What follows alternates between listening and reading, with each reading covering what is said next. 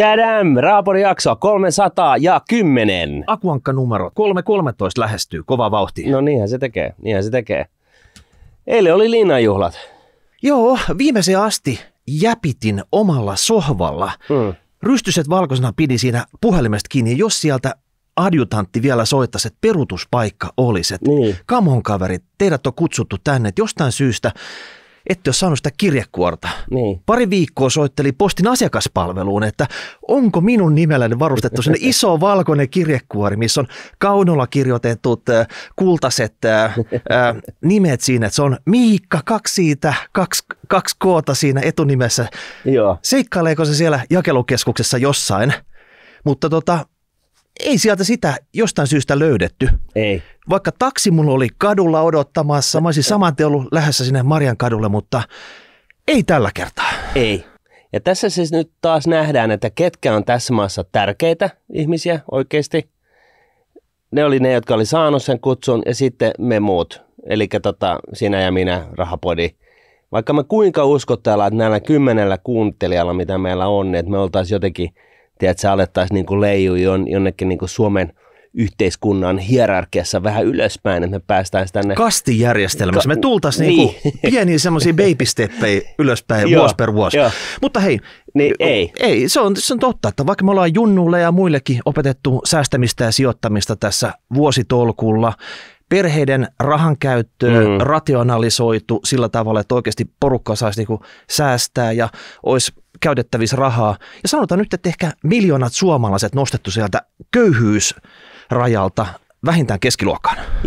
Tai sanotaan ainakin sillä tavalla, että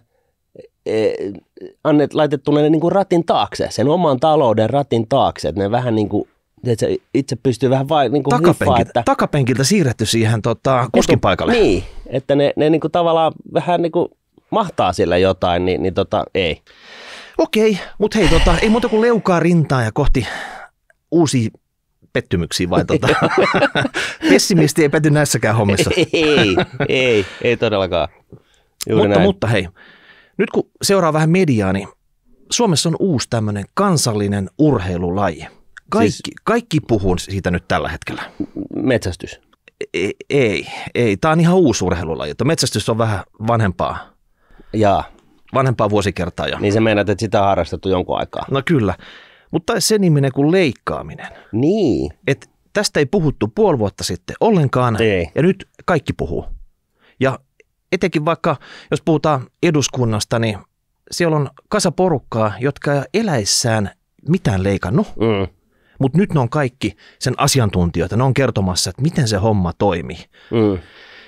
Mä luulen, että meidän pitäisi nyt syventyä tähän aiheeseen. Ja mikä olisi parempi tapa syventyä tähän, kun Martti, sullakin työhistoriasta löytyy, että sä oot ollut tämmöinen saneerauskonsultti, tehnyt kipeitä päätöksiä, leikannut. Niin mitäs jos käydään vähän niin kuin teoriaa läpi, että mitä tämä oikeasti on ja mitä sille yritetään saavuttaa, jotta voisi niin kuin miettiä, että minkä takia sitä nyt niin paljon kohkataan täällä mediassa, että miksi se on niin kuuma juttu? Joo, mutta ei mennä teorian kautta, vaan mennään ihan käytännön kautta mieluummin sitten. Että tosiaan niin ei musta nyt kuitenkaan Suomen niin kuin saneeraajaksi niin kuin pysty niin kuin määrittelemään, mutta pari firmaa niin on nostanut tuottavuutta 100% tai enemmän. No eikö sekin nyt riitä, jos pari firmaa 100%? Niin, no se lähtötilanne oli vähän huono, mutta ja sitten Aktia-pankille niin kuin raapustellut sellaisen planin siitä, että miten voisi tehostaa kyseistä organisaatiota ja näin. Että näillä kokemuksilla, niin enköhän mä nyt tiedä tästäkin kaiken. Joo, mutta eikö se leffossahan se toimii sillä tavalla, että se saneerauskonsultti, se marssii semmoisen Samsonitein kanssa sinne toimistoon. Porukka on jo pitkään pelännyt, että jotain täällä tapahtuu, että johto on niin hiljaa tästä. Sitten sä marssit sieltä pitkän käytävän poikki ja kaikki semmoisia pikkukubikeissa sitten katselee, että kuka toi tyyppi on. Sitten mä lounasaikaan nousen ylös ja lähden kävelemään. Ei, kun sä meet semmoiseen yhteen lasineukkari, joka ihan keskellä siinä toimistoon. Joo, totta. Joo. Ja sen jälkeen sitten pyydät yksitellen niitä tyyppejä sinne paikan päälle. Niillä on 2 minuuttia aikaa perustella sitten, että minkä takia ne on vielä hommissa täällä. Ja sitten se oli siinä ja sitten epätietoisuus siellä työntekijöiden joukossa pitkään ja sitten kutsutaan seuraava käyntiin, ehkä HR mukana siinä. Ja sen jälkeen se on sitten, sä oot vähän kuin toi keisari siellä Kolosseumilla, että se oli se peukun kanssa. Niin. Peukun kanssa sitten käänsit joko niinku ylös tai alas. Saako elää vai ei? Joo. Sitäkö se on käytännössä? Joo, hyi hemmetti. Kyllä siis jäätävän ikävän tilanteen kuvasit ja joskus kun tällaisten yhteistyöneuvotteluiden niin kuin lopputuloksena on irtisanomiset, niin eihän se ole kivaa. Et eihän siitä pääse mihinkään. Mutta toisaalta niin tämä leikkaaminen tai siis sanotaan niin kuin organisaation sopeuttaminen niin kuin markkinatilanteeseen niin, ja tavallaan tämän kannattavuudesta huolta pitäminen, niin tämähän on ihan arkipäivää niin kuin yksityisellä puolella. Et siis tätähän siellä tehdään. Et katsotaan, että okei, totta kai yritetään niin kuin saada myynti nousemaan, eli niin kuin kirjanpidossa topline niin kuin kasvamaan, eli ne tulot, mitkä tulee ikään kuin sisään, mutta sitten yhtä lailla siellä, kun sitten rivejä, jossa on niin kuin kustannuspuolta, niin siellä yritetään puristaa ja tiristää niin kuin kaikki, mikä irti lähtee, niin että viimeiselle viivalle jää mahdollisimman paljon. Ja tämähän on se jatkuva prosessi. Tämähän ei ole mikään niin kuin sellainen, että kerran 10 vuodessa ihmetellään tätä, vaan tätä tehdään koko ajan. Ja tästä syystä niin sitten toisaalta, kun julkisella puolella tällaista prosessia ei hirveästi näyttäisi olevan, niin se herättää totta kai epäilyksen siitä, että voisiko se olla, että siellä olisi leikattavaa. Ja silloin, kun sitä ei ole pitkään aikaa tehty, niin voi olla, pitää tehdä vähän isompi leikkaus, kun on tämmöinen niin kuin saneeraus kerta heitolla, koska se ei ole jatkuva prosessi. Sitä ei katsota vuosittain, vaan saattaa olla, että se on niin kuin 10 vuotta tai jopa 20 vuotta mennyt edellisestä kriisistä, kun oli pakko leikata ulkoisten syiden takia. Ja sen takia ehkä se niin kuin inhimillisin tapa hoitaa se tehokkuus julkishallinnossa, ja nythän mehän ei istuta tässä ja väitetään, että kaikki julkishallinto on tehotonta, mutta tavallaan niin se inhimillisen tapa niin kuin hoitaa tätä asiaahan olisi se, että sinne julkishallintoon istutetaan tällainen niin kuin kustannustietoisuuden kannustin, joka niin kuin tavallaan pitää huolta siitä, että se ei koskaan lähde rönsyilemään niin kuin liiaksi. Ja mikä se käytännössä on, niin niitä löytyy erinäisiä vaihtoehtoja, mutta sehän on ihan samalla tavalla kuin yksityisellä puolella, niin toisissa yrityksissä on ihan eri tavalla niin kuin tällainen kustannustietoisuus on niin kuin, työntekijöiden keskuudessa niin päällimmäisenä mielessä, ja toisissa niin se on vähän tällaista näin, että ostetaanpas nyt vähän, juhlitaanpas nyt vähän pyöreitä ja laitetaan vähän, mennään kalliiseen ravintolaan ja firman piikkiin. Firman piikkiin. Tai valtion piikkiin. Ja mennään sitten, kyllä kun meillä on jo niin kuin 100 työntekijää, niin meillä pitäisi olla corporate jetti ja niin kuin tällaista turhaa. Mutta nämä tällaiset, yksityisellä puolella tällaiset yritykset yleensä niin kuin ostetaan pois ja laitetaan järkiin. Mutta ehkä jos vielä vertaillaan ennen kuin mennään tähän niin kuin juttuun, niin yksityisellä puolella silloin kun pitää leikata, niin silloin leikataan ja se leikataan oikeastaan sen takia, että saadaan se kannattavuus palautettua sille positiiviselle puolelle ja ne leikataan sen takia, että osa porukasta saa säästettyä työpaikkansa, koska osan täytyy usein tämmöisen leikkauksessa lähteä. Ja julkisella puolella, jos siellä ei ehkä ole tämmöistä samanlaista painetta, että nyt on niin kuin paljon puhuttu siitä, että on käytetty velkaa. Jos se on vaan, että tehdään leikkauksia tai ei tehdä leikkauksia, ja jos ei tehdä leikkauksia, ne pystyy rahoittamaan velalla, niin eihän kukaan halua tehdä leikkauksia, jos ei periaatteessa saa mitään. Et se on vaan niin kuin, että leikkauksia tehdään leikkauksen takia, ja siinä on kuitenkin se keino rahoittaa se. Niin. Tämä on ihan ymmärrettävä ja siis näinhän jokainen varmaan miettii rationaalisesti, että jos ei ole pakko leikata, ei leikata. Ei tietenkään. Se on ikävää. Ja sitten toisaalta niin kuin paras tapa pitää huolen siitä, että ei tarvitse leikata eikä tarvitse pitää niitä keskusteluita, niitä tilanteita, mitä sä kuvaavasti tuossa maalailit alussa, niin on se, että pitää huolen siitä, että se tehokkuus on koko ajan, niin kuin, sen perään katsotaan koko ajan. Sen eteen tehdään jatkuvasti työtä. Jatkuvasti mietitään, että mistä me saadaan kopiokoneeseen halvempaa paperia.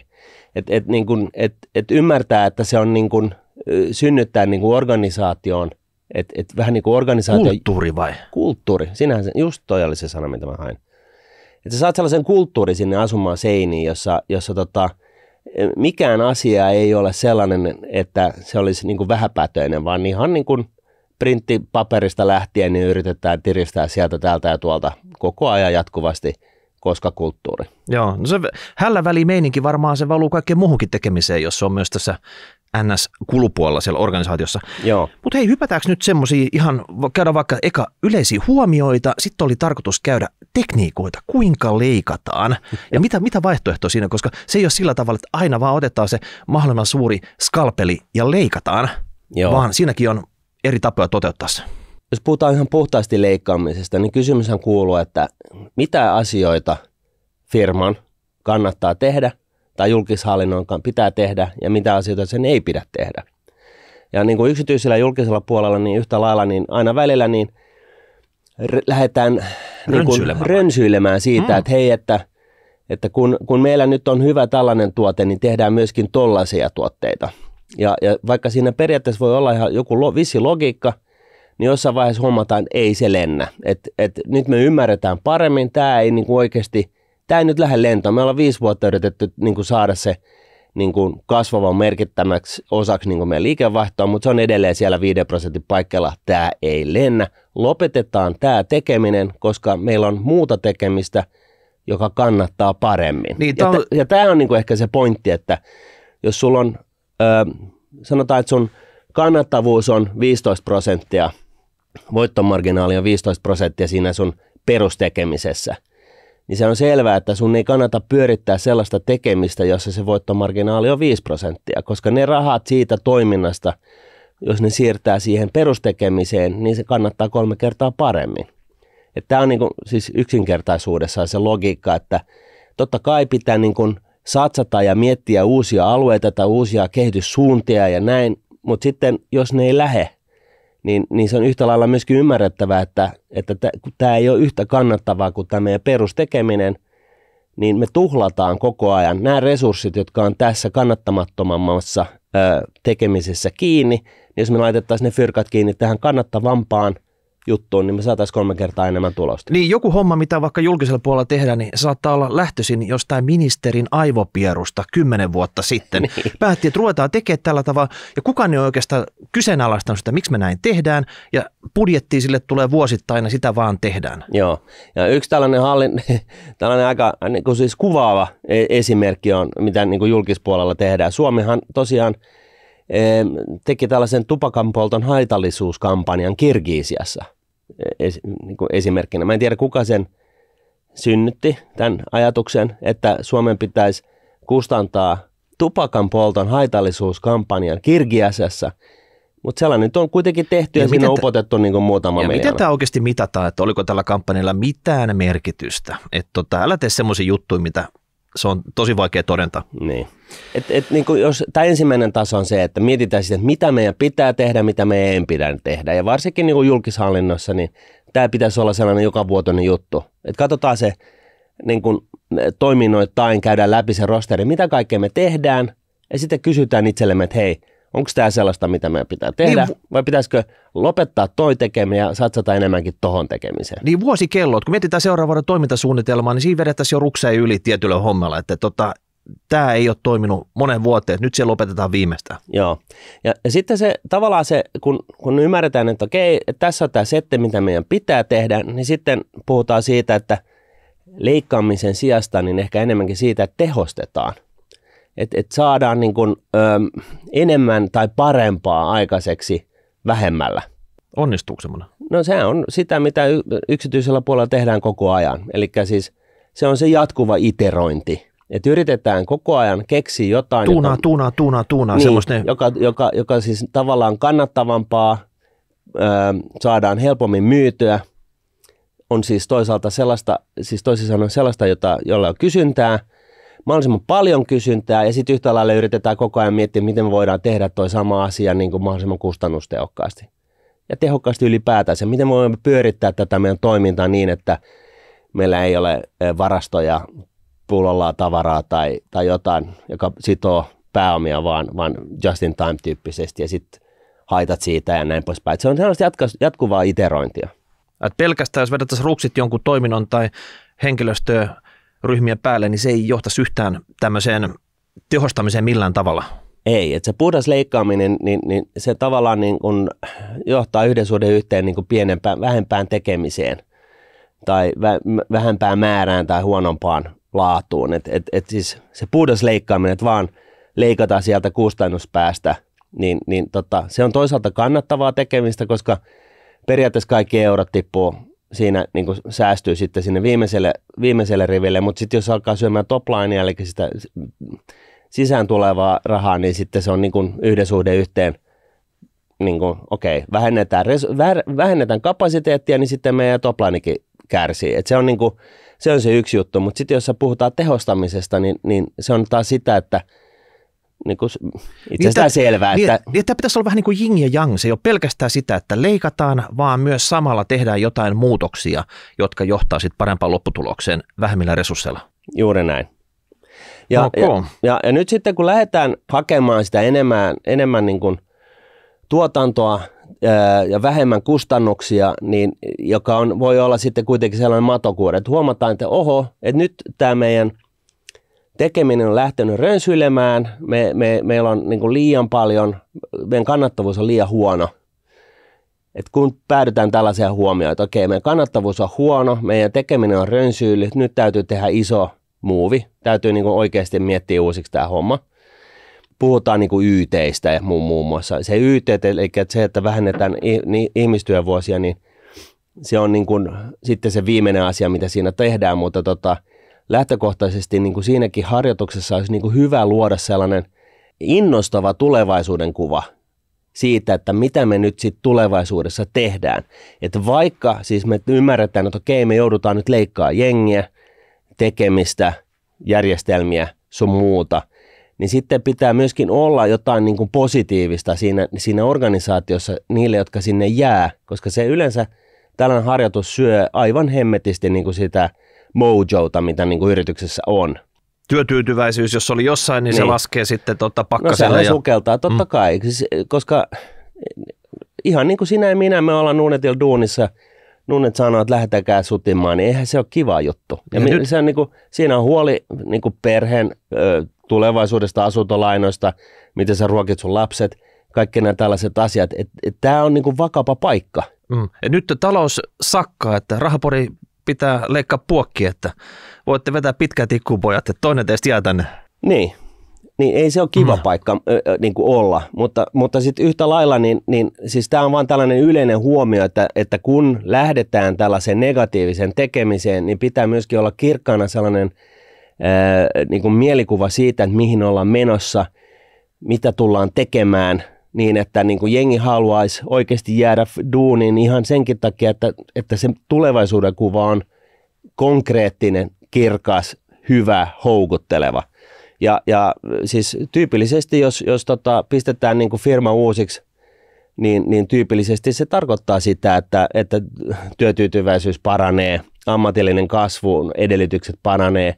Sä et istu vaan siellä yhdessä bunkkerissa, cubicolissa tekemässä sitä yhtä asiaa, vaan todetaan, että hei, nyt itse asiassa joudut tekemään, niin kuin sun vastuualueelle tulee enemmän juttuja, ja sun henkilökohtainen kasvu on niin kuin nextillä levelillä ja näin, ja se saattaa niin kuin ehkä pelottaa joitakin ensiksi, mutta tyypillisesti niin kun sieltä päästään käyntiin, niin se on niin kuin innostavaa. Mä väitän sen, että monet työntekijät tämmöisessä tilanteessa, firma, joka joutuu saneeraukseen, se kunnon saneeraukseen, kyllä ne on itsekin huomannut, että tämä homma ei toimi. Että toimituksia ei lähde täältä, kauppa ei käy, se on niin kuin syönyt ehkä pidemmän aikaa jo sitä toimintakulttuuria siellä. Niin osa oikeasti voi jopa nähdä, että jes, nyt kerrankin tapahtuu jotain. Sä oot aivan oikein siinä, että ainakin mun kokemuksen mukaan tyypillisesti niin ensin organisaatio kyllä tietää, mitä tarvittaisiin tehdä. Mutta se tieto ei liiku sieltä vaan, okei. Niin, siis mäkin haastattelin muistaakseni 70 tyyppiä Aktiassa aikoinaan, saadakseni sellaisen klusterin, että kun ihmiset sanoo, että mitä pitäisi tehdä, niin kaikilla on vähän eri pilvi asioita, mitä heidän mielestä pitäisi tehdä. mutta sitten yhtäkkiä sä huomatkin, että siellä on niin kuin 3 ekaa, niin ne on samat kaikilla. Et ruohonjuuritasolla on hyviä ideoita, mutta se on kantautunut sinne ehkä top managementtiin sitten, että näin pitäisi tehdä. Helposti käy näin. Ja vielä niin kuin tästä niin kuin innostavasta niin kuin tulevaisuuden kuvasta, niin totta kai se vaatii sitä, että sulle tulee uutta tekemistä työntekijänä, mutta siis luot sellaisen mielikuvan, että tämä on se, mitä me tehdään sitä tällä tavalla, me madalletaan niin kuin organisaatiota, kaikkiin pääsee mukaan tähän niin kuin organisaation itseohjautuvuuteen, eli siis sellaiset, että koko ajan niin kun iteroidaan koko ajan sitä, että miten me voidaan tehdä asiat paremmin tai halvemmin tai molemmat, niin siellä niin kuin myöskin sun ääni tulee kuuluviin, sellainenkin asia, joka yleensä parantaa sitä työtyytyväisyyttä taas. Ja sitten totta kai kannustimet, että siellä on sellaiset kannustimet, jotka ohjaa siihen oikeanlaiseen tekemiseen. Että kyllä siis niinhän se vaan on.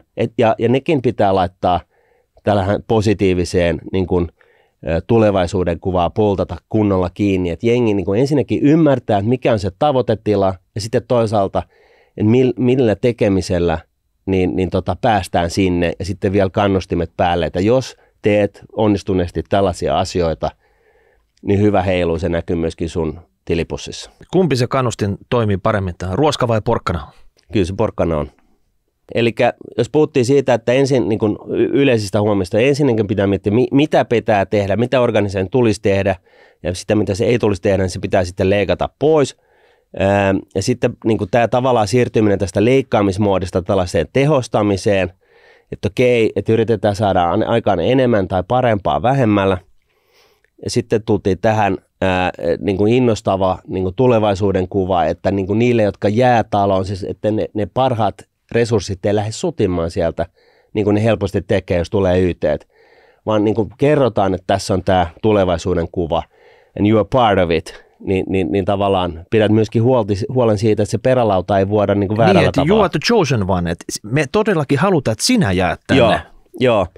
Niin sitten tosiaan tämä niin kun, näitä niin kun, 4. huomio on just tämä, mistä me puhuttiin lyhyesti, että niin kun, tyypillisesti organisaatio kyllä tietää, mitä pitäisi tehdä. Ja se just niin kuin sä sanoit, että kyllä niin kun fiksut ihmiset tuntee nahassa, että ei tämä nyt oikein tämä tekeminen niin kun luista.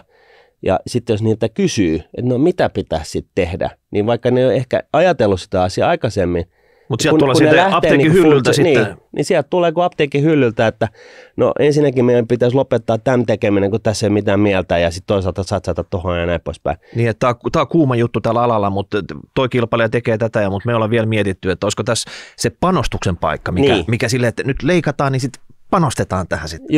Just näin. Ja sitten 5, niin tämä näin, että se niin kuin, tavallaan se irtisanominen, niin se on ikävä ja musta ja synkkä asia. Ja helposti se jää niin kuin handlaamatta kokonaan.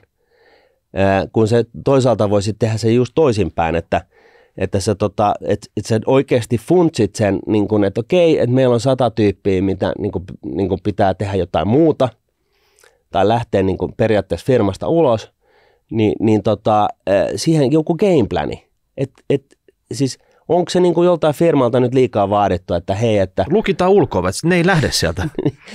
Niin, tai siis niin kuin tällä tavalla, että sä oikeasti satsaat siihen, että sä jeesaat niitä löytämään uusia kuvioita niin kuin talon ulkopuolelta. Esimerkiksi niin, että sulla on jotkut tilat, minne jengi voi tulla niin kuin hakemaan, siis joka päivä tulla niin kuin johonkin tiettyyn paikkaan, osoitteeseen, tekemään työnhakua ja tavallaan niin, että ne on niin kuin, että siellä tietynlainen yhteisöllisyys säilyy, että niin, että jengi ei jää yksin sinne himaan, kun puoliso lähtee duuniin, sieltä yksin sinne himaan kuuntelee niin kuin seinäkelloa. Katso joka hajottaa niin kuin ihmismielen niin kuin alta aikayksiköiden, vaan sä pidät ne niin sanotusti juoksemassa ja vauhdissa, jeesaat niitä tässä. Puhutaan tällaisesta niin kuin uudelleenkoulutuksesta tai työnhakupisteen ja yhteisöllisyysasiat ja näin, että sä niin kuin tavallaan pidät ne niin kuin, tuet heillä jotain rutiinia, että ne pääsee niin kuin tavallaan elämässään eteenpäin. Ja ylipäätänsä tällaiset irtisanomisprosessit pitäisi nähdä osana tällaista niin kuin julkista, tai siis valtakunnallista niin kuin rakenteellista muutosprosessia. Koska tätähän tämä loppupeleissä on, että siirretään ihmisiä jostain kannattamattomasta tekemisestä sellaisen, joka kannattaa.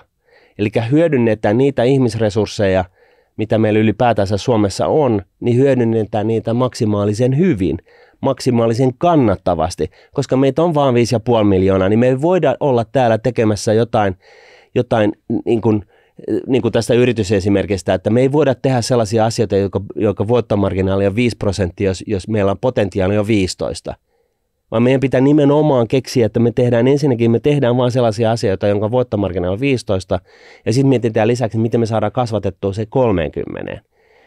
Tämä niin tavallaan, tämä pitäisi niin kuin nähdä, että kun yritys tai julkinen puoli joutuu laittaa ihmisiä niin sanotusti pihalle, niin tuetaan niitä siinä, ja sitten nähdään, että tämä on, tämä on nyt sitä rakenteellisten muutosten jalkauttamista. Mä en ole ihan varma, että laittaako se ihmisiä pihalle, kun paljon puhutaan siitä, että kun sä menet kerran valtiolle töihin, niin sulla on eli-ikäinen virka siellä, että onko semmoista mahdollisuutta edes laittaa tai vähän niin kuin pakotetusti ohjata sen organisaation eli valtion sisällä toisiin tehtäviin, mutta ehkä se on mahdollista. Mutta nyt me katsotaan seuraavaksi tekniikoita.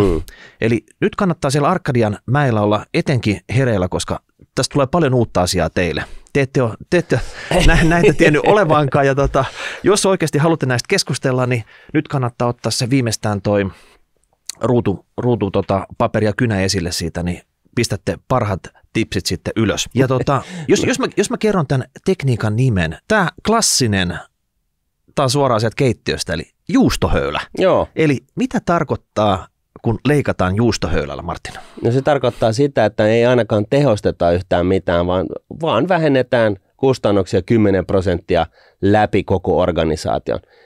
Niin kuin talkkarista talousjohtajaan ja kaikki siltä väliltä, niin sieltä vaan vähennetään kustannuksia 10% läpi koko organisaation. Ja tämä on niin kuin tällaista älyllisesti todella laiskaa touhua. Siinä menee pesuveden mukana vähän kaikkea. Siihen menee pesuveden mukana vähän kaikkea, mutta poliittisesti, siis puhutaan niin kuin vaikka yksityisellä puolella, niin poliittisesti helppoa, tai julkisella puolella poliittisesti helppoa, koska se on tällaista solidaarista leikkaamista, että nyt ei katsota sitä, että herrojen palkat niin kuin säilyy, vaan nyt niin kuin otetaan, niin kuin kaikki saa kantaa kortensa kekoon. Mieti, kun uusi eduskunta aloittaa ensimmäisenä istuntopäivänä, kollektiivisesti päätetään, että valtiobudjetti on 80, 10% oli nyt alijäämä, leikataan se 8, eli 10% juustohöylä kaikesta, ihan kaikesta. Se lähti nytten, ja sitten voidaan mennä tämän päätöksen taakse silleen, että sanoa, että sori, se 10%, koska päätettiin, että juustohöylä ja näin. Eikö se ole sitä done deal ja sen jälkeen jalat pöydälle ja sitten loput 4 vuotta siinä sitten odoteltaisiin? Joo, ja siis okei, kyllähän se leikkaa siis tosiaan niitä kustannuksia. Kyllä tämä on niin kuin parempi kuin ettei tee mitään, mutta niin kuin, mun mielestä leikkaamisen sijasta pitäisi koko ajan puhua siitä tehostamisesta. Mennään eteenpäin. Selvä. Seuraava oli tämmöinen, että poistetaan keskitasolta managerit, middle layer, hallinnon portaita. Eli tässä varmaan niin kun rönsyy tulee vastuita, sitten on niin kuin hallinnon taso ja tämä raportoi tolle ja tällä taas näin ja sitten tuolla on kaiken näköistä muuta, niin saattaa helposti olla sillä, että siellä ruohonjuuritasolta sinne pääjohtajaan, siellä on vaikka 7 porrasta. Ja siinä on aika monta porrasta turhaa. Että sitä voisi tehostaa, voisi periaatteessa madaltaa tätä organisaatiota ja saada sieltä niitä, puhutaan paljon käsistä, mutta myös niitä päitä sinne oikeasti ruohonjuuritasolle, sinne tekemiseen. Varsinkin sote-alalla tämä on iso ongelma, että tuntuu, että kaikki on saanut upgradeattu itsensä jonkinnäköiseksi tiimivetäjiksi, kaiken näköistä tämmöistä admin-vastuuta siellä, kun oikeasti tarvittaisiin siellä ruohonjuuritasolla niitä kovia tekijöitä. Joo, ja tässä on niin kuin tavallaan kyse vähän siitä, että ikään kuin pidetään sitä niin kuin, alempaa organisaation porukkaa niin kuin tyhmänä. Kun sä poistat middle layeria, niin sä periaatteessa siirrät sen middle layerin niin kuin vastuut sinne niin kuin alemmas organisaatioon. Ja periaatteessa tai toisinpäin, sä niin kuin nostat sitä alempaa itseohjautuvat tiimit siellä tekee niitä päätöksiä. Ja nostat niiden niin kuin jalostusastetta ylemmäs. Et se on niin tai näin, mutta siis kyse on siitä, että sä voit ihan hyvin poistaa se yhden portaan siitä, säästää byrokratiaa, säästää sähköpostiboksi venausaikaa ynnä muuta. Voiko julkishallinnossakin tehdä näin? Totta kai. Okei. No sitten ihan tämmöinen, niin nyt pitäisi olla sitä sen verran bolsseja. Toiminnon lakkauttaminen, tukihanojen sulkeminen. Tässä on vähän eri juttu tässä niin kuin yksityisellä puolella versus julkisella puolella.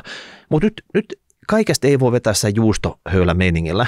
Että jos lähdetään leikkaamaan, niin pitäisi olla sillä tavalla, että mitä leikataan ja se leikataan sitten lopullisesti. Että joku asia pitäisi lyödä sille, että se ei saa enää seuraavalle vuoden rahoitusta. Thank you. Sitten, niin kuin, nyt riittää tämä homma. Joo. Se leikattiin kokonaan. Onnistuuko tämmöinen? Kyllähän se totta kai onnistuu. Se on vaan päätöksestä kiinni, mutta että varsinkin tällaiset kirkialaiset tupakanpolttohaitallisuuskampanjat, niin minkä ihmeen takia Suomen pitää sitä tehdä, ei missään tapauksessa leikataan pois. Ja sitten ylipäätänsä tässä keskustelussa, niin julkisessa keskustelussa tällä hetkellä niin kuin huomaa usein, että jotkut ivailee sitä, että niin, mutta et sä ymmärrä, että toi leikkaaminen, niin se säästää ehkä 2 miljoonaa, että ne on naurettavaa, että meillä on niin kuin 80 miljardin budjetti, me keskitytään niihin suuriin juttuihin. Niin se on niin kuin sellainen hälytyskello, joka pitäisi soida, koska se pointti on just se, että ne suuret säästöt lähtee niistä pienistä puroista liikenteeseen. Pienet purot, se on tämä klassinen sanontakin, että se tulee aina niistä pienistä puroista. Kyllä. Ja se pätee tässäkin. Ja kun sä jalkautat sen säästämisen sinne pienistä puroista lähtien, niin se tavallaan siitä tulee osa sitä yrityksen tai julkishallinnon kulttuuria. Että niin kuin ymmärretään, että kaikilla on merkitystä. Ja jos se on niin kuin vähän täällä, mutta sitten pikkuhiljaa, niin se on iso raha. Näin se vaan on. Kukaan ei yksityisellä puolella eikä julkisella puolella, kenelläkään ei ole mandaattia tuhlata senttiäkään. Ymmärrätkö, mitä mä tarkoitan? No mä yritän ymmärtää, joo. Jos sulla on niinku kopiokoneessa paperi, joka on niinku, maksaa 5,50 ja sitten sä saatkin sen niinku 4 eurolla hankittu sen saman paperin nivaskan, niin se on 1,5 euroa säästöä just vaan tosta noin. Ja sitten kun tätä on niinku kauttaaltaan koko ajan ja kaikki miettii tätä myöskin jatkuvasti, niin se läpi tuleva säästö on aivan valtava. Ja tässä on ehkä se tukihanat, niin ei voi aina kaikkea tukea, koska niitä uusia tukikohteita tulee koko aika, niin jostakin on pakko luopua. Eli siitä vaan kiinni. Tämä ehkä luo myös panostuksia sille uudelle tekemiselle, koska jos on tehty joku toiminto ja se lakkautetaan kokonaan, niin siellä on se porukka. Niin se porukka, se on se niinku panostus, ne voi tehdä jotain järkevämpää jatkossa. Kyllä. Ja se on niinku just sitä, mistä me puhuttiin aikaisemmin, että jos yrityksellä tekee jotain, jos siellä on niinku voittomarginaali 5% ja se yrityksen muu toiminta tuottaa 15%, niin se 5% tuottomarginaalin tekeminen pitää tulla kannattavaksi todella lähitulevaisuudessa, tai sitten se kannattaa vaan lopettaa se tekeminen ja siirtää ne panokset, ne ihmiset, ne fyrkat ja kaikki nämä siihen kannattavampaan tekemiseen. Joo. No sitten on esimerkiksi huonontaa outputtia, tuottavuutta, laatua. Tämä on ihan klassinen juttu. Eli jos joku toiminto ei kannata, niin silloin on pakko tehdä jotakin, niin sä et pysty välttämättä tarjoamaan enää niin hyvää palvelua jatkossa, ja sä haluat sitä kautta porukkaa ehkä ohjata tekemään erilaisia juttuja. Ja onnistuuko tämmöinen sitten, että kerrotaan vaan, että nyt vaikka puhelinpalvelu, se loppuu, että me ei jatko sinne verkkoon sitten kertomaan sun asiassa, että hoituu sitä kautta. No siis sehän on, mitä pankit on tehnyt viimeisen 20 vuotta, että niin kun me oltiin nuoria, käytiin opinahjoissamme, niin mehän maksettiin niin kuin laskuja konttorilla, tai siis ehkä parhaimmassa tapauksessa jonkun tällaisen niin kuin laskunmaksuautomaatilla kivijalkakonttorin tuulikaapissa. Ja siitä tähän päivään, että jengi niin kuin tosiaan ei mene enää käytännössä konttoriin, mitään syytä mennä konttoriin, hoitaa kaiken niin kuin netissä, niin tämä on niin kuin oiva esimerkki taas tehostamisesta. Tämä on niin kuin tuottavuus paranee ja itse asiassa niin kuin se asiakaspalvelunkin taso paranee, kunhan niin kuin tästä uudesta tekemistä tulee tarpeeksi helppo. Niin klassinen esimerkki on se, että jos on henkilökohtaista palvelua, sä tarvit vaikka 1000 henkeä siihen vuosittain. Joka vuosi sä tarvit sen 1000 hengen panoksen tekemään se. Siirrät sen asian verkkoon. Valtiollahan tämä suomi.fi-portaali. Sinne vaan palvelut jotka hoituu sitä kautta, siellä ei tarvista 1000 henkilöä, sä oot kerran panostanut sen, niin seuraavina vuosina sä saat käytännössä ilmaisen hyödyn siitä. Kyllä. Eli toi on tapa siirtää sitten. No sitten tämmöisiä pehmeitä keinoja tätä leikkauksia tehdä. Yksityiseltä puolelta tuttu. Tarjotaan vaan paketti työntekijöille. Että teitä on nyt 100, me tarvitaan jatkossa 75. 25 sekaa ilmoittautuu tänne, saa jonkinnäköisen paketin. Paketti voi olla vaikka 4-6 kuukautta tämmöinen palkkaa vastaava rahallinen korvaus. Niin voiko valtio tällä tavalla saada leikkauksia aikaan? Siis valtiohan voi tehdä ihan just tasan tarkkaan, mitä se haluaa, jos halutaan. Että eihän se niinku, siis valtion kohdalla niin ylipäätänsä säästöthän saattaa vaatia niinku lakimuutoksiakin detaleihin, koska siellä lakiin on kirjoitettu, että joku virasto pitää olla olemassa sen takia, että se tekee tällaista asiaa. Mutta ei nuppilukua varmaan kerrottu, että jos siellä virastossa tarjotaan, että 25 saa paketti tästä ja 25 se ottaa, niin ei sinne tarvitse uusia tyyppejä palkata. Ei, mutta siis se on selvää, että se täytyy, niinku, siinä on kaikennäköisiä niinku asioita, mitä pitää ottaa huomioon, niinku tasavertaisuus ja muut, mutta että niinku, totta kai kaikkea voi tehdä. Okei, no sitten olisi ehkä sen viimeinen, mitä me tästä leikkauskeinoista. Tämä on vähän semmoinen leikkauksen ja panostuksen ja tehostamisen kombinaatio siitä, että nostetaan hintaa, sitä kautta vähennetään sitä tuotosta, sen kysyntää, sille ei ole kysyntää ja sitä kautta se kannattavuuskin paranee. Et esimerkiksi, että jos joku asia, mitä maksaa nyt tällä hetkellä jotakin, sen hintaa nostetaan 100 pinnaa, sen kysyntä droppaa vaikka 50 pinnaa saman tien, niin avot, ei siellä tarvita niin paljon porukkaa enää siellä taustalla tekemään niitä juttuja, koska kysyntä tippuu, mutta käytännössä sen kyseisen toiminnon kannattavuus nousee radikaalisti tässä. No voisiko tässä olla vielä jotain semmoista, että tämmöistäkin voisi sitten harkita ja kokeilla? No tämä tulee vaan mieleen, että joku tällainen asia, niin se on sitten tällaista niin kuin erikoistekemistä, missä tavallaan laatu tai mielikuva tai brändi tai jokin muu on ratkaisevassa asemassa, joka jo tarkoittaa sitä, että se hintasensitiivisyys asiakkauden keskuudessa niin ei ole, se on pieni. Et sä voit periaatteessa niin kuin nostaa sen jonkun asian hintaa merkittävästi ilman, että se kuuluu sen käyttö loppuun niin kuin sillä tavalla negatiivisella tavalla. Että jengi nyt kuitenkin ostaa sitä litran maitoa,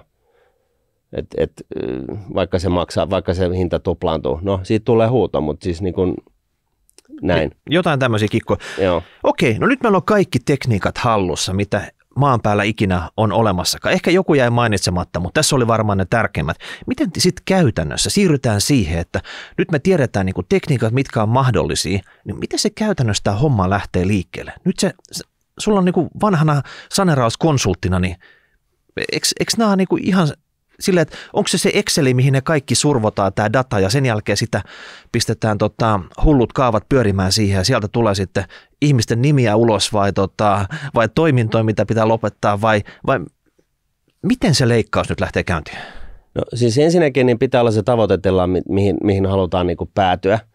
Mutta jos ei sitä niin kuin ideaalitilanteessa, että on se kirkas kuva siitä, että minne halutaan mennä. Mutta se voi olla, että tässä vaiheessa ei sitä ole. Mutta jos puhutaan niin kuin puhtaasti tästä, niin kuin, miten sitä organisaatio lähdetään tehostamaan, että miten se tehdään, niin kuin ensimmäinen askel on se, että kaikki laitetaan samaan laariin. Eli siis kuvittele, että sulla on organisaatio, jossa on 10 siiloa, jossa on niin kuin 10 pomoa. Joo, tekee omia juttuja ja tiedä toisistaan yhtään mitään. Ei, se on 10 pomoa, niillä on 10, niin kuin, tai siis niillä 10 pomolla on niiden hallinnon tukijärjestöt, jotka siis tarkoittaa sitä, että siellä on joku assari nyt ainakin. Ja omat IT-struktuurit mahdollisesti siellä. Mahdollisesti näin, ja omat niin kuin, datavendorit tai mitä ikinä, omat ratkaisut sille omalle tekemiselleen. Ja sitten siellä alla on niin kuin, sitten niitä tekijöitä vielä liuta. Niin jos tämä on niin kuin se lähtökohta, niin tyypillisesti niin mitä enemmän sä pystyt vaan laittaa kaikki samaan laariin, samaan isoon kaukaloon, niin sieltä se niin kuin puoliväkisinkin löytyy siis porukkaa, joka on niin kuin tavallaan olemassa vaan sen takia, että siellä on se siilo. Et sitten kun sä laitat niin kuin, toteat, hei, ei kun, niin. Sanotaan, että jos ei mene yhteen laariin, mutta sä voit laittaa nämä 5 kahteen, ja päättää, että hei, että niin kuin nyt nämä toiminnot yhdistetään niin kuin yhteen, tai mieluummin ehkä vaikka nyt tässä esimerkiksi yhteen, ja niin kuin koko se organisaatio tekee samoilla järjestelmillä samoja asioita kuin se on tehnyt aikaisemminkin, mutta kun siellä ei ole tällaisia kaikennäköisiä niin kuin seiniä välissä, saadaan skaalaetuja sille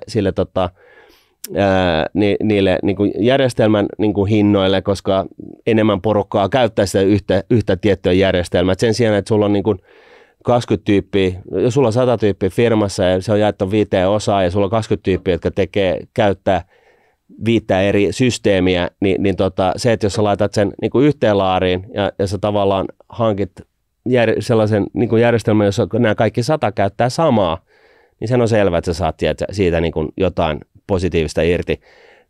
Kaikki samaan laariin, väliseinät veks, välitasot pois, eli jos siilot on niin kuin pystysuunnassa, niin myöskin sitten tämä niin kuin vaakasuunnassa, niin tällaiset ylimääräiset välipomot, veke, enemmän vastuuta alemmas organisaatioon, joka siis nostattaa työtyytyväisyyttä niin kuin merkittävästi. Tällaisia asioita. Meinaat sä jonkun siilon toimistopäällikkö, jonka työpäivä on koostunut käytännöstä muiden siilojen toimistopäälliköiden kanssa palaveeraamisesta, niin tämmöinen taso tarvitaan nyt pois tästä. Kyllä, siis kyllä se vaan niin on, että helposti vanhassa organisaatiossa se käy niin, että syntyy tällaisia ylimääräisiä välitasoja ja ylimääräisiä siiloja. Koska ollaan ajateltu, että hei, nyt me lähdetään tekemään syntyy uusi siilo, sitten ne tekee jotain, ja sitten se on niin kuin hyvin lähellä sitä kaikkea muuta, mitä niin kuin, organisaatiossa tehdään. Ja sitten tämän siilon takia niin on päällekkäisiä asioita, mitä siinä organisaatiossa tehdään, ja sitten toisaalta se hyödyntämisaste niin kuin kaikille järjestelmä- ja tukifunktioille niin on 5 eri laatua. Sen sijaan, että jos sä sitten poistat nämä siilot ja poistat nämä välileijerit, niin tavallaan se tekeminen tulee niin kuin päivänvaloon. No kenen pitäisi tajuta, että tämmöisiä siiloja on siellä? Onko se niin kuin se top managementin vai pitääkö jonkun ruohonjuuritaso snitsata viereinen siilo, että siellä ei tapahdu yhtään mitään, että koko siilo voidaan poistaa tässä. Miten tämä homma etenee? No siis, jos sulla on Nokian kokoinen firma, niin se on totta kai sä tarvitset niin kuin jossain määrin niin sanottuja siiloja. Mutta siis jatkuvassa tekemisessä niin pitäisi olla osa tästä tekemisestä niin kuin ylätasolta lähtien, niin pitäisi olla se, että pystytäänkö me jollain tavalla niin kuin lyömään eri tekemisiä yhteen isompaan kokonaisuuteen, niin että meillä ei ole synny tällaisia niin kuin, siilojen tai välileijereiden synnyttämiä turhia resursseja, jotka vaan kustantaa. Joo, ja sitten siellä on koordinaattoreita näiden siilojen välissä, jotka raportoi sieltä toisesta siilosta toiseen siiloon asioiden. Ja sitten tyypillisesti, niin jos sulla on organisaatiossa on 5 siiloa versus organisaatiossa ei ole yhtään siiloa, vaan kaikki tekee sitä samaa samassa porukassa. Pikku twistillä vaan, joo. Niin siinä organisaatiossa, missä on ne 5 siiloa, niin siellä riidellään aivan tolkuttomasti. Ja tuhlataan aivan tolkuttomasti resursseja siitä, että yritetään saada se meidän siilon niin kuin näkemys läpi tässä organisaatiossa. Ja sitten siellä taistellaan niistä budjeteista. Meidän siilon budjetti, se on tämä ja me pistetään se tähän ja meillä on niin kuin, homma toimii näin. Mitä tarkoittaako se myös, niin kuin, että fyysisessä toimistossa niin väliseinät veke sieltä, että tehdään niin kuin tämmöisistä pienistä kubikkeleista avokonttoreita ja jollain tavalla, että se porukka tutustuisi edes toisiinsa, että joskus pyöröovissa näkee, että hei, tuttu kaveri, 10 vuotta se on ollut täällä, mutta se aina menee sinne omaan pikku siiloonsa ja sitä ei niin kuin näy siellä ollenkaan. No siis juuri näin. Ja niin kuin sanottu, niin kaikissa organisaatioissa ei voida siirtyä niin kuin 5 siilosta yhteen, mutta you get the point. Että niin kuin mitä vähemmän siiloja on, mitä vähemmän tällaisia niin kuin lokeroita on ja mitä vähemmän välitasoja on, niin sen parempi. Ja sillä saadaan päällekkäisiä järjestelmiä siirrettyä veksi ja sitä kautta niin kuin parempaa niin kuin hyötysuhdetta sille, sille niin kuin järjestelmillekin. Sitten kun on tehty sitten tämä, laitettu kaikki yhteen kasaan, niin sitten tämä tekemisen järjestys, eli workflow, niin sitä pitäisi niin kuin putsata niin kuin, tai suunnitella ihan uudestaan tyhjästä. Eli että missä järjestyksessä, kun me tehdään tätä asiaa, niin miten meidän kannattaa tehdä tätä asiaa niin, että se on mahdollisimman sujuvaa. Ja olisiko vähän niin kuin aloittaa tyhjältä pöydältä, jos tätä ei olisi ikinä aikaisemmin suunniteltu, niin miten tämä tehtäisiin nyt tänä vuonna, 2022? Miten se mietittäisiin näistä lähtökohdista? Niin siis klassikko esimerkki. Pitäisikö markkinointityyppien olla mukana tuotesuunnittelussa? Just an idea. Jos markkinointi on ollut oma siilonsa jossain tuolla loppupäässä, että sinne tuotetaan tuotteita ja sitten ne markkinoijat saa nyt jumalauta vaan myydä noita juttuja, olisiko siinä idea, että me sen sijaan, että ne on jossain tuolla kaukana, niin ne on osa tätä alkuperäistä tiimiä. Me mukana tässä suunnitteluvaiheessa joku tehdään tätä tuotetta, markkinoit voi tuoda ja kertoa, että hei, meidän asiakkaat itse asiassa haluaisi ihan kovasti tällaisia asioita tai featureita, ja taas tuollaiset featuret ei ole niin hirveän mielenkiintoisia. Ja näin ollen, niin alun perinkin saadaan sellainen tuote, joka on optimoitu siihen, mitä asiakkaat haluaa, koska ne niin kuin markkinointi- ja sales-päässä olevat tyypit, niin nehän tuntee ne taas paremmin kuin taas ne, insinöörit, jotka istuu siellä jossain muualla niin kuin Excelissä tai siis AutoCADissa vieressä, että vaan esimerkki. Että aikaisemmin, jos on faksattu pyyntö markkinointiosastolle, että jotain tämmöistä tarvittaisiin, ja se on ollut vähän sellainen musta aukko, että sieltä ei ole ikinä tullut palautetta, niin nyt kannattaisi miettiä tämä homma uusiksi. Joo, ja sitten tällainen ruohonjuuri-esimerkki on tämä mun mielestä, jota on saanut aivan liian vähän huomiota, niin kuin Kilon ja Urjalan terveysasemat, niillä oli 3 kuukauden jonot, siis mieti, sulla on flunssa, jos sä soitat sinne, hei mä haluan buran, siis mä haluan jotain penisiliiniä, niin sanoit, joo, että hei, 3 kuukauden kuluttua tervetuloa. Eihän se ihan vitsi. Ihan vitsi. Sitten kun sieltä otettiin niin kuin management pois ja annettiin niin kuin tekijöille valtuudet, hei, suunnitelkaa tämä workflow uudestaan, miten me tehdään. Niin, force to the people. Niin, tyypillisesti ne tekijät tietää ihan suoraan kuin hyllyltä, että mitä pitäisi tehdä, mutta kukaan ei kuuntele. Ja sitten ne hakkaa päätä johonkin tyhmään niin kuin tekemiseen, vaikka ne niin kuin tietää, että jos me ei tehtäisi näin, vaan tehtäisiin noin, niin tämä homma olisi paljon sujuvampaa. Mutta se, mitä he siis teki, oli se, että soittoaika aamupäivällä, niillä oli 10 tyyppiä, jotka vastaa puhelimeen ja 1 lääkäri, joka istui, ne oli niin kuin ringissä näin ja siellä keskellä istui lääkäri ja sitten ne nosti luuria ja kysyi, että mikä sulla vaivaa ja sitten ne sanoi, että okei, sun vaikuttaa se, että sulla on tällainen flunssa, tarvitsee antibiootteja. Sitten lekurille kirjoitetaan antibioottia tällaiselle tyypille, sitten pum, homma hoidettu, tak, ja sitten taas seuraava asiakas ja luuri käteen. Edelleenkin, niin jos jossain terveysasemilla on jotain jonoja, niin herra jestas, voisiko niin kuin vähän nyt kopioida näitä ratkaisuja ihan niin kuin surutta, että jos joku asia on toiminut jossain, niin harvemmin se on niin eksoottinen ratkaisu, että se ei toimi missään muualla. Voiko se olla, että tämmöiset korkean tason top management, ne ei pysty myöntämään niitä virheitä. Että sekin on semmoinen jarru tälle muutokselle, että vaikka ne tietäisi, että okei, tuolla on tehty uraurtavi juttu, mutta se vaatisi sitä, että meidän täytyisi nyt tämä, mitä me ollaan tehty 10 vuotta, niin pistää ihan täysin uusiksi ja mä en enää kykene siihen. Joo, ja siis totta kai middle management puolustaa middle managementia. Siis näinhän se on. Mutta jos mennään eteenpäin, niin nyt sitten kaikki samalla laari ja välitasot pois ja mietitään se workflow uudestaan. Niin sitten siihen tarvitaan ehkä uudenlaisia niin kuin vauhdittavia ratkaisuja. Olko ne, niin kuin puhutaan niin kuin digitaalisista järjestelmistä. Eli niin kuin panostuksia. Panostuksia. Se vihoviimeinen asia, mikä sun kannattaa tehdä, on se, että hei, tilataan yksi tällainen jättimäinen kokonaisratkaisu joltain sapilta.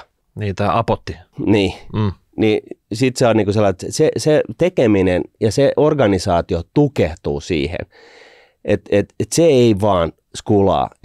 Lähtökohtaisesti sun pitäisi, niinku, nämä ratkaisut on jo maailmassa olemassa, ne on jo keksitty, ne ei ole ehkä kokonaisvaltainen ratkaisu, mutta niinku liittämällä näitä yhteen, niin sä saat just tasan tarkkaan sellaisen toiminnallisuuden, minkä sä tarvitset. Pilvipalvelut hyötykäyttöön. Siinä tämä on ensinnäkin hyvä lähtökohta. Jos me halutaan jotain uutta järjestelmää, niin onko se pilvessä? Ei ole mitään, ja eihän keskivertofirman bisnesidea se, että se pyörittää jotain serverihallia kellarissaan. Se on muiden bisnesmalli, ja annetaan niiden tehdä sitä. Niin julkisen puolen top management on jo pilvessä, niin viedään ne järjestelmätkin sinne. Niin, ja sitten yksi sellainen asia, mikä on mun mielestä aika lailla, jos mä uskon aika paljon, niin on se, että sellainen iso mammuttimainen järjestelmä, niin silloin se organisaatio on sen järjestelmän toimittajan armoilla. Mutta jos sulla siellä organisaatiossa on joku, joka tietää ja niin kuin panoitua ja ymmärtää, että mitä kaikenlaisia erilaisia asioita meidän täytyy saada tehdyksi, ja hän kokoaa sellaisen tilkutäkki-ratkaisun, missä on pieniä prosesseja, jotka tekee näitä eri asioita, ja sitten se data menee tällaisen niin kuin, keskusboksin kautta, eli määrämuotoisena sisään se data ja määrämuotoisena ulos johonkin toiseen boksiin, niin sä oot itse asiassa, se organisaatio tai se yhtiö on se, joka on niin kuin, rulettaa tätä hommaa. Niin, joka ajaa sitä asiaa ja se omistaa sen ratkaisukokonaisuuden. Ja se pystyy vaikuttaa siihen itse. Nyt mä ymmärrän esimerkkinä vaikka HUSsi, ne vuositolkulla teki järjestelmäkehitys, ne pääsi jollekin tietylle levelille. Sitten tuli Apotti, joka vei sen niin kuin tehokkuuden jonnekin alas, koska se Apottikin oli semmoinen iso järjestelmä, joka vaatii, että se organisaatio pitää sopeutua siihen Apottiin, eikä sillä tavalla, että se Apotti sopeutuisi siihen, mitä HUSissa oli siihen mennessä tehty. Just näin. Ja sä haluat nyt nämä henkilöt uudestaan ja organisaatiossa se kuskin pukille, eikä sillä tavalla, että se yksi mammuttijärjestelmä vaan sanelee, että koska se ei taivu mihinkään muuhun, niin mitään muuta ei voi tehdä. Juuri näin. Noniin. Juuri näin.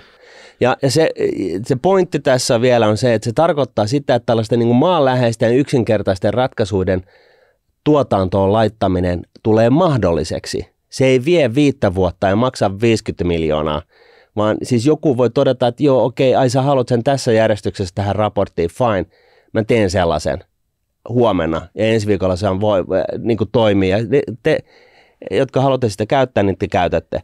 Se vaatisi myös ehkä sen, että sovelluskehitys olisi pikkusen lähempänä näitä valtion organisaatioita, eikä sillä tavalla jonkun julkisen hankintamenettelyn kautta aina ulkopuolelta, että nyt me tehdään jotakin projektia ja silloin budjetti ja nyt otetaan bidei tästä ja sen jälkeen joku riitauttaa se ja hommat on jumissa. Sitten se ei toimi näin, tehkää se eri tavalla. Ja tästä ihan varmasti tulee kaikki meidän IT-kuuntelijoilla palaa niin kuin käämit tästä, kun me puhutaan tällaisista asioista, mutta niin, tämä on niin kuin oman kokemuksen pohjalta. Ja sitten vielä sellainen, että kaikki ihmisen tekemät toistot, että jos sä teet 3 kertaa samaa asian päivässä, niin koodaa se hemmettiin. Tee se niin, että se tulee niin kuin automaattisesti. Et se on niin kuin, mä oon ollut mukana organisaatiossa, jossa on tehty 50 kertaa sama liike. Avattu joku faili, otettu sieltä luku, laitettu se johonkin ja sitten suljettu faili. Sitten on avattu taas toinen faili, otettu sieltä joku toinen luku ja laitettu, ymmärrät sä? Niin se ei missään tapauksessa tällaista tekemistä. Meinaatko, että siinä ei kehity tehokkuus siinä yhdellä tyypillä, joka avaa ja sulkee niitä ja copypaste niitä?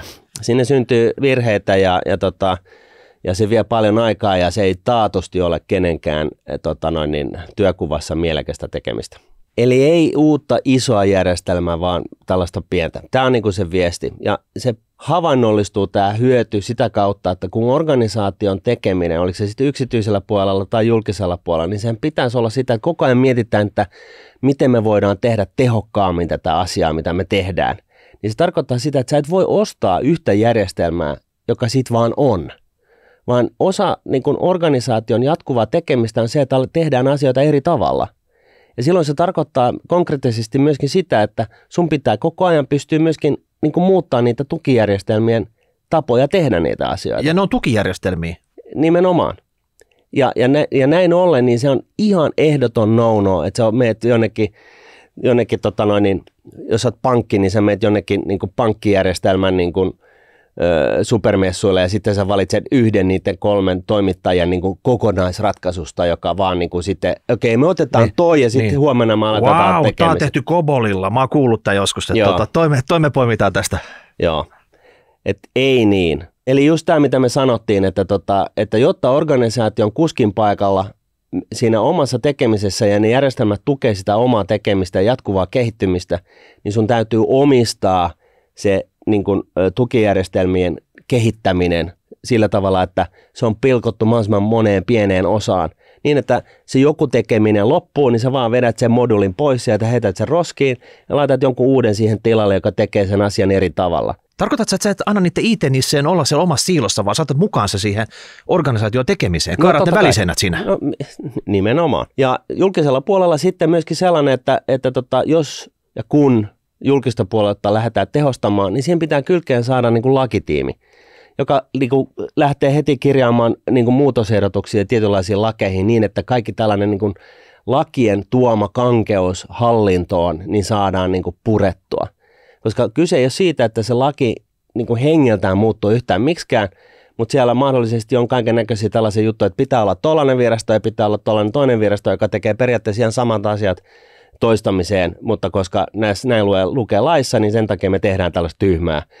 Ei, vaan siellä pitää olla sitten niin kuin porukka, joka kirjoittaa uusia twiikkauksia lakeihin niin, että se mahdollistaa tällaista niin kuin, kaikki samaan laariin tyyppistä tekemistä. Tarkoitatko, että tulisi vähän niin kuin bottom up sieltä virastoista ne muutospyynnöt, eikä sillä tavalla, että poliitikot mukaan omassa viisaudessaan sieltä top-downina antaisi niitä lakia? No siis ylipäätänsä kaikessa tehostamisessa niin voisi sanoa näin, että se on aina niin kuin, se bottom up on niin kuin se paras keino.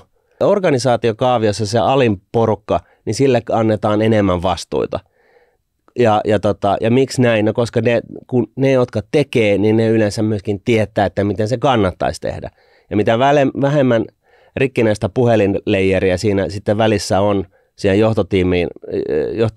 johtoriimiin asti, niin sen parempi. Ja nyt kun sulla on niin kuin koko porukka niin kuin siinä yhdessä laarissa, sä oot miettinyt sen workflow uudestaan, sen työn järjestyksen uudestaan, ja sä oot hankkinut siihen niin kuin digitaaliset IT-järjestelmät, jotka on niin kuin tällaisella hajautetulla mallilla niin kuin, jatkossakin kustomoitavissa niin, että kun sun tiimin tekeminen ja tekemisen niin kuin tapa muuttuu, niin se järjestelmäkin muuttuu siinä sivussa, niin tähän sitten vielä päälle tämä niin kuin jatkuva tehokkuuden niin kuin istuttaminen tähän organisaatioon, että koko ajan metsästetään sellaisia pieniä juttuja, mistä voidaan säästää, niin nyt alkaa niin kuin oikeasti sitten tapahtua. Et kun siitä tulee osa DNAta tässä tekemisessä, niin se kannattavuus lähtee niin kuin ihan eri sfääreille. Kun Respasta lähtien niin kuin mietitään sitä, että miten me voitaisiin tehdä asiat koko ajan fiksummin kuin mitä me tehdään nyt, että me saadaan enemmän tuottavuutta tästä irti,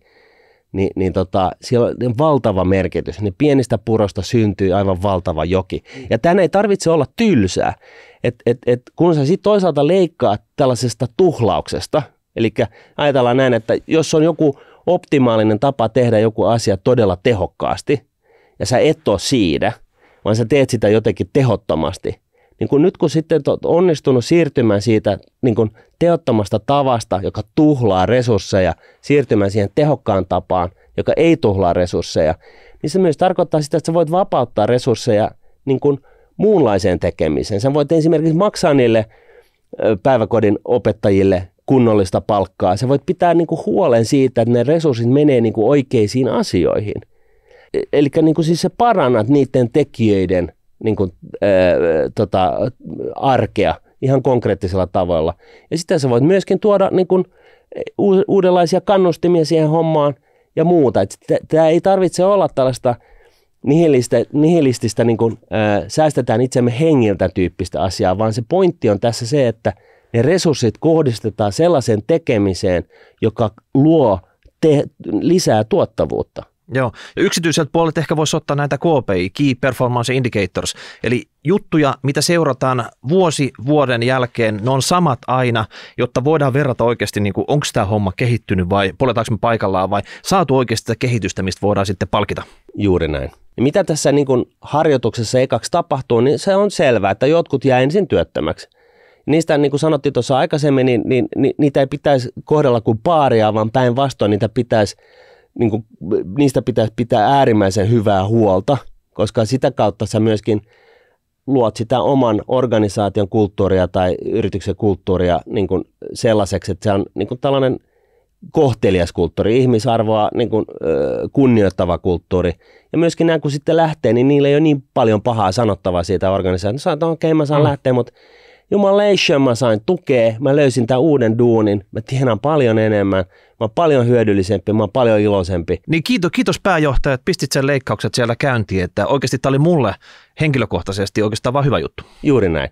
Ja sitten on hyvä huomata se, että se, joka leikkaa, se, joka tarttuu tällaiseen, niin kun, että joutuu laittaa ihmisiä pihalle hommaan, niin sehän on se, joka sehän ei olisi siinä, jos asioita olisi hoidettu optimaalisesti ennen sitä. Mun maailmassa se on aina niin, että se, joka leikkaa, niin se ei ole sen vika, että ihmisten kohtalot menee läskiksi. Se syyttävä sormi pitää osoittaa niihin päättäjiin ja niihin tekijöihin, jotka on aiheuttanut sen, että voidaan saada aikaiseksi lisää tehoja tekemällä asioita toisella tavalla.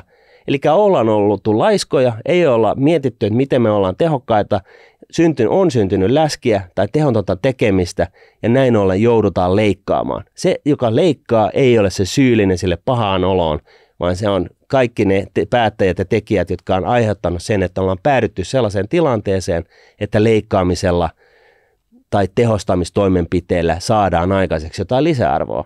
Eikö niin? Kyllä, kyllä. Jos on ollut tehokasta viimeiset 20 vuotta, niin tälläkin hetkellä on helvetin tehokasta, niin ethän se sit voi leikata mistään. Niin, ja sitten jos kutsutaan konsulttina tekemään niitä leikkauspäätöksiä, niin että sä nyt ollut aiheuttamassa sitä ongelmaa, mihin se organisaatio on joutunut. Niin. Sä oot vaan käytännössä messenger, joka toimittaa tämän viestin perille sitten. Niin, että nyt kun näitäkin tyhmästi, niin nyt siitä seuraa tämä.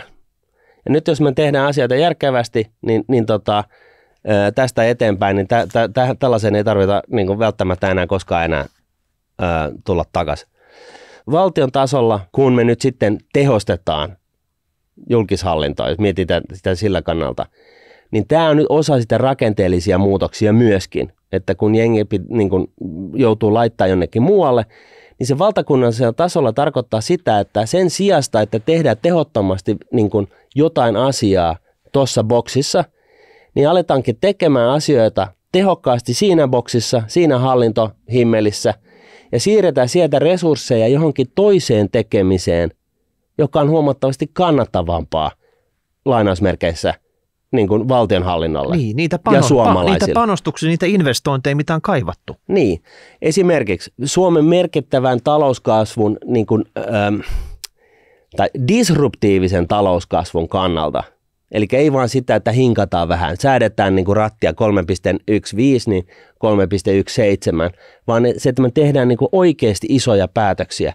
niin me tarvitaan suoria ulkomaisia investointeja Suomeen. Tämä on niin kuin se isoin asia, millä me saadaan vauhtia tähän talouteen. Siis ihan yksittäisesti isoin asia. Ja se vaatii, se vaatii, koska Suomi on saari maailman taloudessa. Se vaatii sitä, että meillä on muita maita huomattavasti tehokkaammat yhteydet maailmaan.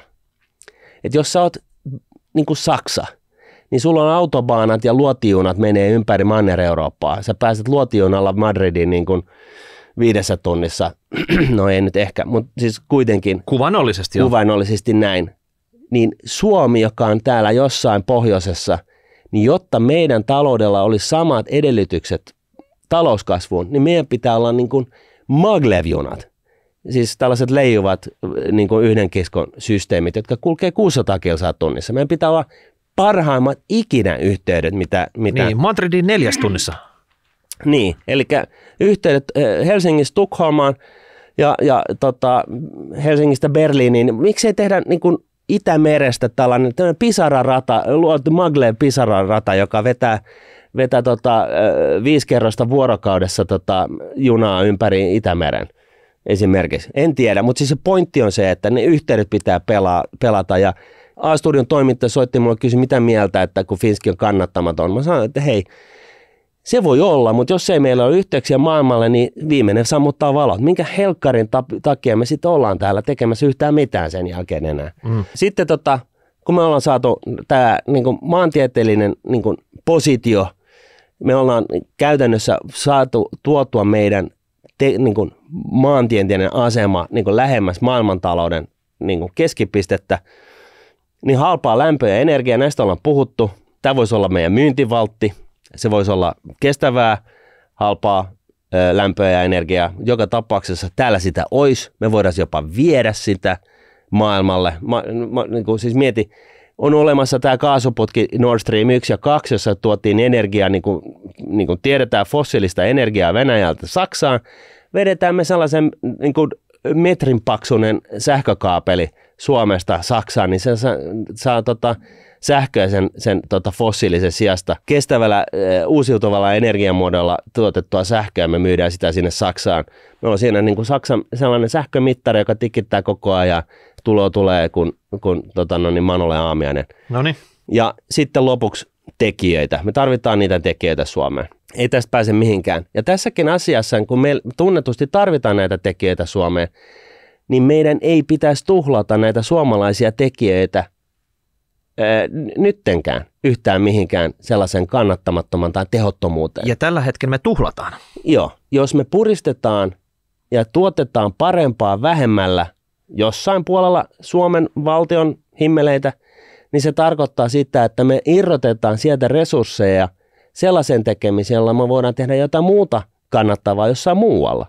Esimerkiksi nyt pyörittää tällaista niin kuin luotijunayhteyttä maailmalle tai mitä ikinä. Siis niin kuin halpaa lämpöä ja energiaa, mitä ikinä. Siis niin kuin, tämähän on se pointti. Niin jotain vientiartikkeleita Suomessakin pitäisi olla, mutta nyt me ehkä liutaan vähän pois tästä alkuperäisestä agendasta. Nyt tehdään sellainen lopputiivistys tähän, minkä takia nämä leikkaukset, jotta ne mahdollistaa sen tehostamisen, panostukset, investoinnit, niin mitä loppukanettia meillä olisi tähän aiheeseen nyt laittaa? Tehokas julkishallinto mahdollistaa paremman pohjoismaisen hyvinvointimallin halvemmalla. Siitähän tässä on kyse, ja se tarkoittaa sitä, että nyt kun valtionbudjetti on ollut 12 vuotta alijäämäinen, niin me ollaan pakon edessä. Tästä ei nyt pääse yhtään mihinkään. Et me haluttaisiin Pohjoismaiden tehokkain julkinen hallinto, ihan tämmöinen niin high level tavoite, mikä pitäisi olla jokaiselle organisaatiolle niin kuin kiveen kirjoitettu. Että tätä kohti pitäisi nyt mennä. Joo, 5,5 miljoonan asukkaan Suomi ei voi tuhlata työvoimaansa johonkin muuhun kuin siihen optimaaliseen, mahdollisimman kannattavaan tekemiseen, mitä me voitaisiin tehdä. Se vaihtoehto olisi mahdollisuus. Ja nyt meillä on 12 vuoden jälkeen alijäämäinen budjetti ollut, valtiobudjetti ollut. Nyt me ollaan pakon edessä. Kun julkisessa keskustelussa puhutaan tästä leikkaamisesta, niin me puhutaan rahapodissa tehostamisesta. Me puhutaan siitä, että saadaan aikaiseksi parempaa tai enemmän vähemmällä. Ja ne resurssit, jotka tästä irtoaa, niin pitää niin kuin ohjata sellaiseen tekemiseen, joka on Suomelle kannattavaa. Ja nähdä tämä prosessi tällaisen niin kuin rakenteellisten muutosten läpiajuri-projektina. Että me oikeasti niin kuin otetaan kaikki hyöty irti meistä hienoista suomalaisista, mitä meillä on. Ja nyt kun me ollaan pakon edessä, niin hyödyntäkäämme tämä pakko sillä tavalla, että jos tämä poliittinen päätös olisi muutoin niin kuin mahdotonta tehdä, niin nyt kun me ollaan pakon edessä, niin tartutaan tähän niin kuin kunnolla kuin härkää sarvista ja mietitään tätä niin kuin etupainotteisesti ja hoidetaan tätä hommaa niin kuin maaliin asti. Ettei ole sellaista Iiro Viinas-tyyppistä niin kuin pitää lonkalta ampua, niin kuin, että hei hitto soikoon. Että vaikka se onnistuu ja vaikka sä pystyt leikkaamaan sieltä, täältä ja tuolta, niin se on suboptimaalinen tapa suhteessa siihen, että sä oikeasti Suomessa niin kun tehostat tätä meidän tekemistä, laitat kaikki lainausmerkeissä samaan laariin, mietit sitä tekemistä puhtaalta pöydältä, järjestät sellaisen niin kun hajautetun digitaalisen kokonaisratkaisun siihen niin ja pidät huolen siitä, että organisaatio on se, joka ajaa sitä kehittämistä. Laitat kannustimet niskaan, pidät huolta niistä, jotka joutuu vaihtaa duunia ja pidät huolen siitä, että ne niin kuin asettuu vielä parempiin, vielä innostavimpiin, vielä Suomea eteenpäin niin kuin vieviin, enemmän eteenpäin vieviin toimiin, kuten esimerkiksi just nämä yhteydet, energiat ja muu tekeminen. No vielä sitten tiivistänä, mitä se äänestäjä nyt saa sitten, että jos hän niin kuin äänestää 200 kovinta leikkuria nyt sinne eduskuntaan. Mitä hän itse saa tästä hommasta? Jos ne leikkurit vaan niin kuin leikkaa, niin se varmasti näkyy siellä omassa kukkarossakin. Mutta pitääkö niin kuin jotenkin ymmärtää se isompi kuva, että Suomi-neito on nyt siinä terminaalihoidossa ja terminaalihoito harvoin päättyy mihinkään muuhun kuin totaaliseen kuolemaan. Että totta kai voi niin kuin rukoilla ja toivoa, että joku sellainen ihmeparantuminen tulisi ilman, että mitään oikeasti tehtäisiin. mutta et nyt ollaan niin kuin siinä pisteessä, että jotenkin pitäisi reagoida. No kyllä se näin on, että siinä mielessä niin jossain määrin meidän täytyy niin kuin ymmärtää, meille pitää tarjota ne hyvät perustelut sille, että miksi jotain palvelutasoa leikataan tai jotain etuutta leikataan. Ja tavallaan niin kuin meidän tällainen niin kuin kriisinsietokyky niin kuin taso pitäisi nostaa jo niin kuin nextille levelille.